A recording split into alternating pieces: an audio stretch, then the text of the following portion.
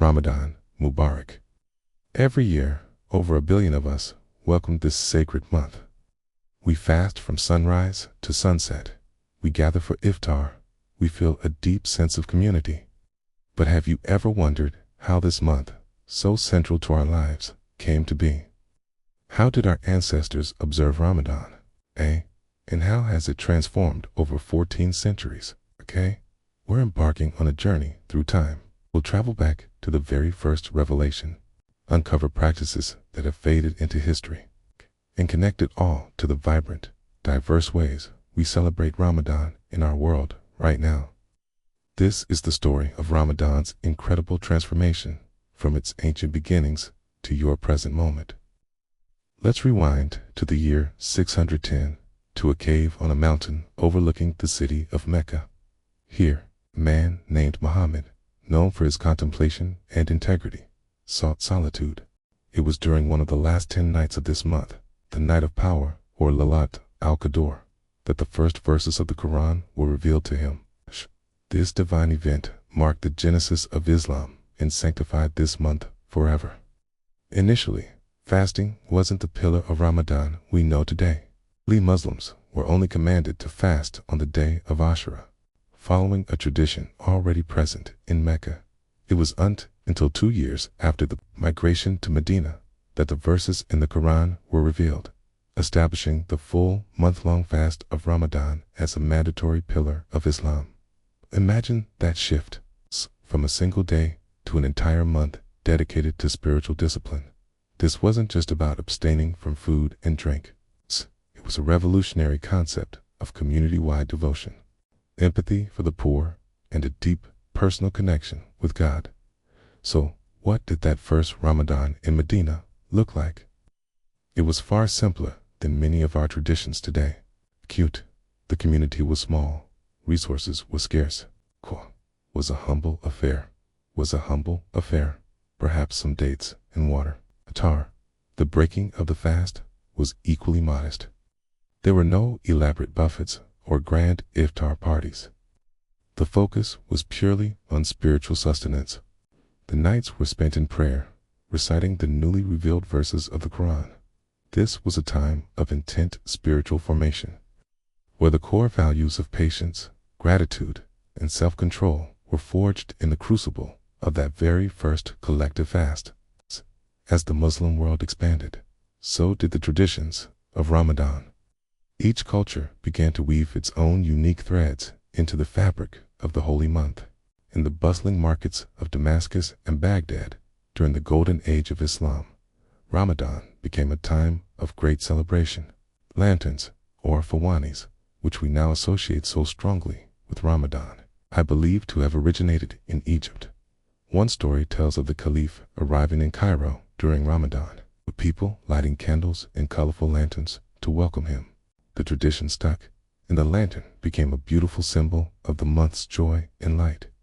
Another forgotten practice is that of the Musaharati, 4 alarm clocks. How did people wake up for suhoor? In many cities, a dedicated person would walk the streets, beating a drum and chanting, to wake the believers for their pre-dawn meal. This tradition, a living alarm clock filled with community spirit, can still be found in some old neighborhoods in cities like Istanbul, Cairo, and Jerusalem. But for many of us, it's a practice lost to the sounds of our smartphone alarms. Food has always been central to the Ramadan experience, but the dishes have evolved dramatically. Historically, meals were based on what was local and available. Tide, a simple stew of meat and vegetables poured over bread, was a favorite of the Prophet Muhammad, peace be upon him. It represents a core principle of early Islamic cuisine, simplicity and nourishment. Compare that to the global feast of Ramadan today. In Morocco, you have the rich harira soup. In Pakistan and India, tables are laden with samosas and pakoras. In Southeast Asia, colorful, sweet jellies and rice cakes mark the occasion. Each dish tells a story of local history, trade routes, and cultural exchange. Ramadan has become a global culinary festival, a testament to the diversity of the Muslim world. But beyond the food and festivities, the spiritual core has endured. The practice of Tarawih, the special nightly prayers during Ramadan, is a perfect example. While not obligatory, these prayers have been a cornerstone of Ramadan nights since the time of the early caliphs. Gathering in the mosque, standing shoulder to shoulder, reciting the Quran together, this tradition connects us directly back to the earliest Muslim communities.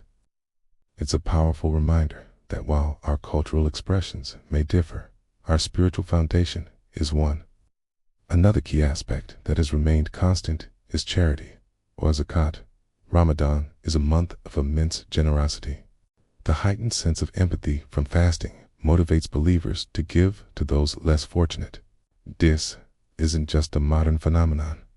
From the very beginning, Ramadan was a time to look after the community's most vulnerable. Today, this spirit of giving is amplified on a global scale, with massive charitable campaigns providing food, shelter, and aid to millions around the world during this month. So, as we look at our own Ramadan practices, the family gatherings, the specific foods we crave for iftar, the mosques we pray in, the charities we support, we see a beautiful mosaic. It's a blend of divine command, prophetic tradition, historical evolution, and rich cultural expression. The fast we observe today is the same fast observed by the first Muslims in Medina. A direct, unbroken chain of devotion spanning over 1,400 years. Yet, the way we celebrate it is uniquely ours, shaped by our personal histories, our families, and our local communities. This month is a living, breathing tradition. It's an echo of the past, a vibrant celebration in the present, and a guiding light for the future. From a single revelation in a quiet cave to a global phenomenon of faith and community. The journey of Ramadan is a story of divine guidance and human culture, beautifully intertwined. It reminds us that our faith is not a static relic of the past, but a dynamic force that continues to shape our lives, connect us to one another, and bring us closer to the divine. As you navigate your own Ramadan this year, take a moment to reflect on this incredible history. Every date you eat to break your fast, every prayer you offer at night, every act of kindness you share, connects you to a story that is both ancient and eternally new. It's your personal chapter in the grand, ongoing chronicle of Ramadan. Thank you for joining me on this journey. Don't forget to like, share, and subscribe for more stories that connect our past to our present. Ramadan Kareem.